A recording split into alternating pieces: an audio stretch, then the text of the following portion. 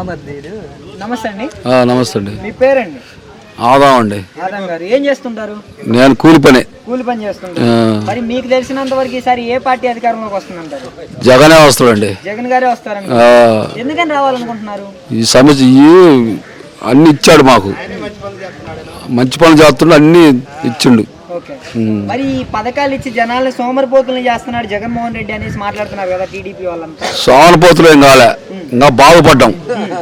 సోమరిపోతులు కాలే, పని చేసుకుంటున్నాం, బాగుపడ్డాం. అంటే పథకాలు ఇవ్వడం వల్ల ఉపయోగం ఏంటంటారు? ఉపయోగం బాగా సంపాదించుకుంటున్నాం. మరి ఇప్పుడు చంద్రబాబు, పవన్ కళ్యాణ్, కొత్తగా బీజేపీ అందరు కలిసి వస్తున్నారు కదా జగన్ గారి మీదకి, ఎలా ఉండబోతుంది అంటారు? వచ్చినా గెలుతాడు, ఏనా గెలుతాడు. వచ్చినా గెలుస్తారు. అంటే షర్మిలా గారు కూడా వ్యతిరేకత అయిపోయారు కదా జగన్మోహన్ రెడ్డి. అయితే ఏనా గెలుతాడు. మరి జగన్మోహన్ రెడ్డి గారు భయపడుతున్నారు అనేసి అంటున్నారు కదా.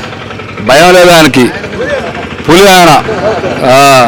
బాబాయ్ గారు, మీకు తెలిసినంత వరకు మీరు ఎంతో మంది ముఖ్యమంత్రిని చూస్తుంటారు, మరి చంద్రబాబు నాయుడుకి జగన్మోహన్ రెడ్డి గారికి తేడా ఏంటంటారు? ఈయన పథకాలు బాగా చేసిండు జగన్ గారు, అందుకని తేడా. అదే తేడా. పథకాలు ఎవరు ఇంతలా అందించలేదు, ఇంత ఓలంజీలే. పవన్ కళ్యాణ్ సంగతి ఏంటంటారు ఈసారి? అయ్యి అసలు మానదులే సంగతి.